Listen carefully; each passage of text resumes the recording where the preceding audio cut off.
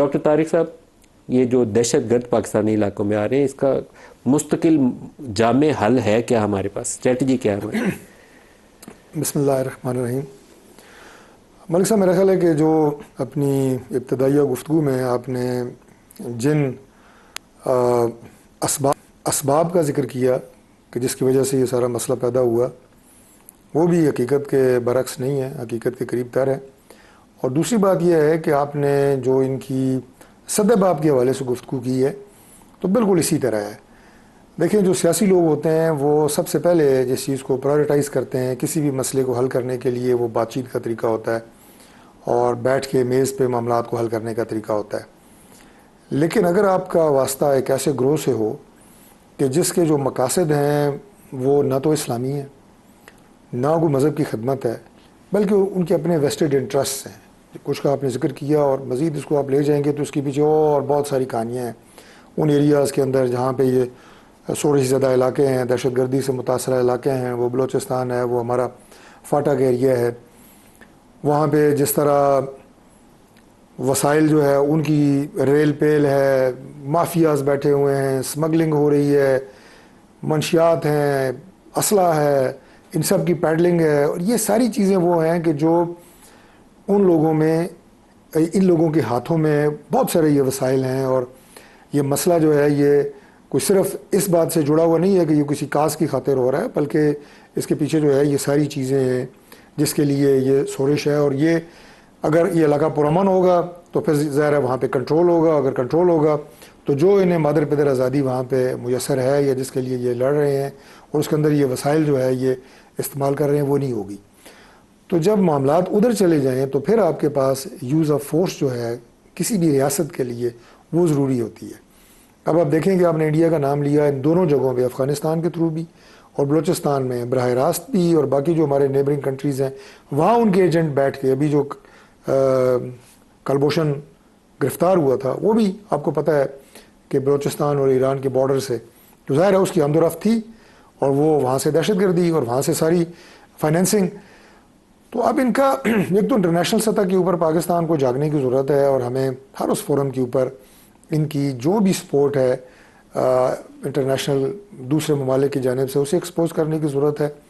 اور پھر یہاں پہ ان کا کلا کما کرنے کے لیے میں سمجھتا ہوں کہ لا انفورسنگ ایجنسیز جس طرح کام کر رہی ہیں اور جس طرح اپنے جان کے نذرانے دے رہے ہیں، قابل ستائش ہیں وہ جوان، وہ افسران کہ جو اپنے وطن پہ امن قائم کرنے کے لیے اپنی جانوں کے نذرانے دے رہے ہیں، لیکن ان سے لڑنا پڑے گا۔ اس کے علاوہ ان کا کوئی اور چارہ نہیں ہے کہ یہ کوئی بات چیت سے، کوئی منت ترلے سے، کوئی جرگے سے یہ معاملہ ٹھیک ہوگا۔ ان کے مقاصد ایسے ہیں کہ یہ جب تک آپ انہیں بائی فورس انہیں ایلیمینیٹ نہیں کریں گے اس وقت تک میں سمجھتا ہوں کہ ان کا راہ راست پہ آنا، یہ آپ کا خیال یا خواب تو ہو سکتا ہے لیکن عملی طور پہ یہ ممکن نہیں ہے۔ ڈاکٹر صاحب، جو 65 اور 71 کی جنگیں تھیں نا، اتنی پاکستانی فوج کی شہادتیں نہیں تھیں جتنی ہم نے یہ دہشت گردی کے خلاف پاکستانی فوج کی شہادتیں اٹھائیں۔ اتنی آپ کی سول آرمڈ فورسز کی ہیں اور اس سے زیادہ پولیس والوں کی ہیں۔ اگر آپ اس کو کمبائن نمبر کو کریں گے تو مائنڈ باگلنگ فگر ہے کہ ہم نے کتنا کچھ کھو دیا۔ 70-80 ہزار تو شہری ہیں، ساتھ کتنے ہزار آپ نے فوج کے اور پولیس کے جوان شہید کروا لیے۔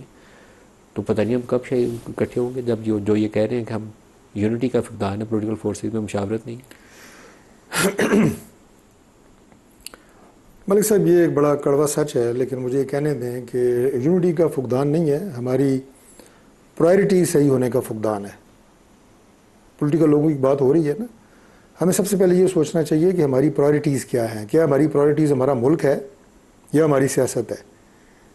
میں اسلام آباد کی پیدائش ہوں، سنس مینی جنریشنز ہم یہاں پہ رہ رہے ہیں، پہلے ڈسٹرکٹ پنڈی ہوتا تھا، تو میری بڑی ہمدردی ہے اسلام آباد سے۔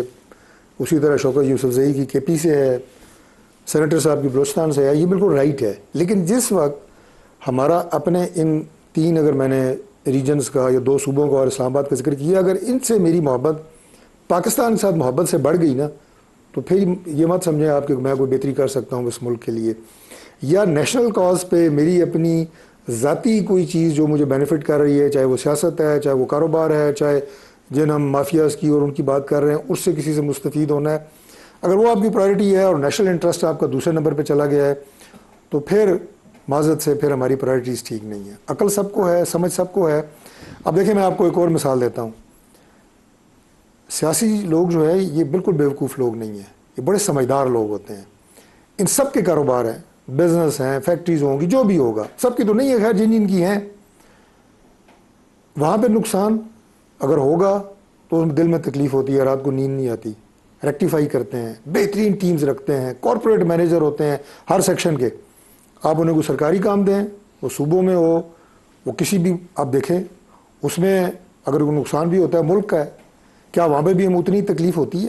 میں نے ایک دفعہ ایک سادہ انداز سے کہا تھا کہ جس دن مجھے اپنی سرکاری گاڑی اسی احتیاط سے چلانی میں نے شروع کی جس احتیاط سے میں اپنی پرائیویٹ گاڑی چلاتا ہوں، ملک سیدھا ہو جائے گا. تو یہ ہے وہ پرائیورٹی. یہ ساری سیاسی باتیں جو ہیں سب کو پتہ ہے. بیٹھے آپس میں کیوں نہیں بیٹھتے؟ یہ ملک کی بات ہے، کسی کی ذات کی بات نہیں ہے، بینگ نیشنل انٹرسٹ کی گورنمنٹ سب بات سے ہے. پہلے تو آپ ذمہ دار ہیں، آپ بٹھائیں سب کو. دیکھیں ملک صاحب پھر وہی بات آ جاتی ہے نا آپ کہ اس پروگرام میں ہماری کٹھے ہیں تو چائے کے نہیں اوپر نہیں بھی آپ بات کر سکتے ہیں. آپ منتخب لوگ ہیں، آپ کے پاس مکمل اختیار حاصل ہے. سینیٹر صاحب کے پاس، ملک صاحب میں یوسف زئی صاحب کوئی کے پاس، آپ پوائنٹ کے پاس اسکورنگ نہیں کرنا ایک چاہتا. پالیسی سٹیٹمنٹ ہی جاری کر دیں تینوں بیٹھ کے. آپ تینوں افراد ہی جاری کر دیں. سر پالیسی سٹیٹمنٹ تو جاری کرنے میں کوئی حرج نہیں ہے، لیکن اس سے کام بننا نہیں ہے. یہ آپ کو اپنا یہاں سے صفائی کرنی ہے اور اپنی انا کو پیچھے رکھ کے نیشنل انٹرسٹ کے لیے کام کرنا ہے. میں کوئی پوائنٹ اسکورنگ نہیں کرنا چاہتا اپنی جماعت کے لیے یا پرائم منسٹر شہباز شریف کے لیے. ہم 3 دفعہ گئے ہیں لیڈر آف اپوزیشن کے پاس، ان کی کرسی کے اوپر گئے ہیں.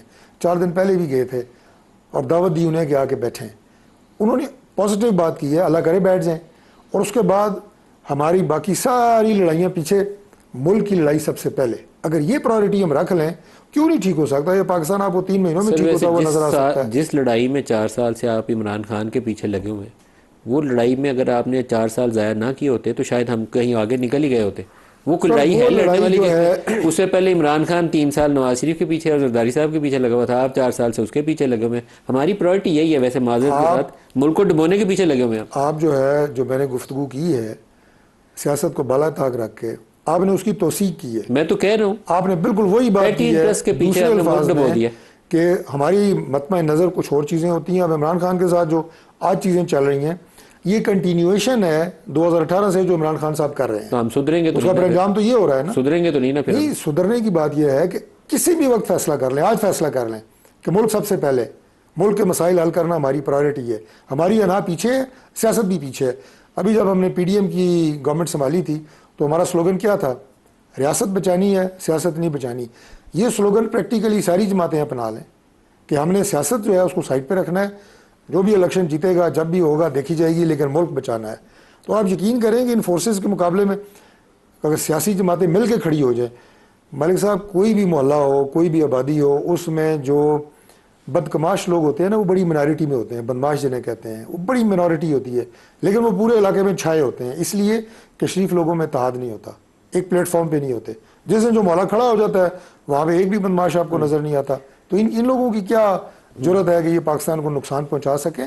سیاسی لوگوں کو تمام تر اپنے ذاتی مفادات، پرائورٹیز، اناس، سیاست سب کچھ پیچھے چھوڑ کے ملک کے لیے جس دن بیٹھ گئے، یہ پاکستان آپ دیکھیں کیسے سیدھا ہوتا ہے. کامران مرتضیٰ صاحب نے، ڈاکٹر طارق صاحب کہا کہ ہم نے تو اپنی طرف سے کوشش کی اور دونوں طرف پیغام دیا کہ ایک ایک مسئلے کو حل کر لیتے ہیں. مولانا صاحب نے انیشیٹو لیا لیکن کوئی جواب ہی نہیں آیا فالو اپ. دیکھیے میں 2 منٹ آپ سے چاہوں گا اس مسئلے پہ، چونکہ یہ سنجیدہ مسئلہ ہے اور اس کے بعد بے شک آپ شوکت خان کو جتنا مرضی میرا بھی ٹائم دیں. ملک صاحب گزارش یہ ہے کہ یہ مسئلہ جو ہے، پہلی بات تو یہ ہے کہ اسے پاکستان کے دوسرے علاقوں میں، خاص طور پہ جو کے پی میں مسائل ہیں یا بلوچستان میں، اسے لنک نہیں کرنا چاہیے. کشمیر کے اندر جو ایشو ہے یہ بالکل الگ ایشو ہے.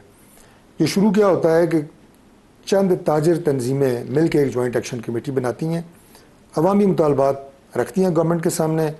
بجلی کے ریٹ، آٹے کے ریٹ کم کر دیے جاتے ہیں، انہیں مقبولیت ملتی ہے اور یہ ایک منظم گروپ بن جاتا ہے، کمیٹی بن جاتی ہے. لیکن یہ ٹریڈرز تھے میجورٹی، کوئی سوشل ورکر ان کے ساتھ تھے. اب جو ان کی سٹیج کے اوپر جن لوگوں نے قبضہ کیا ہوا ہے، نہ وہ ٹریڈر ہیں نہ وہ سوشل ورکر ہیں، ان کی اپنی ایجنڈا ہے اور وہ ایجنڈا آزاد کشمیر کے خلاف ہے، پاکستان کے خلاف ہے.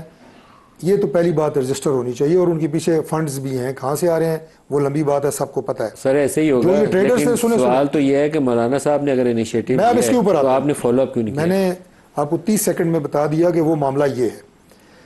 2 سال انہوں نے مارچ کیے، 2024 میں 25 میں دونوں مارچز میں ہلاکتیں ہوئیں. دونوں طرف سے، پولیس بھی اور جو مظاہرین تھے ان میں بھی۔ اس دفعہ یہ فیصلہ کیا گیا کہ ان سے مذاکرات ہم نے کیے، ابھی 30 مئی کو پھر کیے، مظفر آباد میں گیا، رانا ثناء اللہ صاحب تھے، کوشش کی بات چیت کے ذریعے ملاقات طے ہوں، اور ساتھ یہ فیصلہ کیا آزاد کشمیر گورنمنٹ نے کہ اب لانگ مارچ کی اجازت نہیں دی جائے گی، مزید ہلاکتیں ہوں گی، یہ تو ہے فل سٹاپ۔ اس کے بعد جب انہوں نے مارچ شروع کیا، تشدد اور وائلنس دوبارہ شروع ہوا تو انہیں کل عدم قرار دے دیا گیا۔ اب مولانا صاحب کی بات کے اوپر آتے ہیں، گورنمنٹ کی مجبوری اس میں کیا ہے، آزاد کشمیر گورنمنٹ کی یا فیڈرل گورنمنٹ کی، کہ ہم کالعدم تنظیم سے براہ راست مذاکرات نہیں کر سکتے، یہ تو بڑی سامنے کی بات ہے۔ اب مولانا صاحب نے جو میسیج دیے کامران مرزا بھائی نے، وہ اپنی جگہ پہ، مولانا صاحب نے اس دن پارلیمنٹ میں تقریر بھی کی ہے یہ 24 جون کو، اور انہوں نے بڑے واشگاف انداز میں بڑی کلیئرٹی سے ساری گفتگو کی ہے۔ میں آپ کے پروگرام کے ذریعے سینیٹر صاحب کو یہ عرض کرتا ہوں گورنمنٹ کی طرف سے کہ مولانا صاحب ضرور ان سے بات کریں، جو آپ کو گارنٹی چاہیے وہ ہم دیں گے، لیکن ہم کیا گارنٹی دے سکتے ہیں؟ 12 سیٹیں کانسٹیٹیوشنل سپورٹ آزاد کشمیر کے انٹرم کانسٹیٹیوشن کے اندر انہیں حاصل ہے، وہ ختم نہیں ہو سکتی۔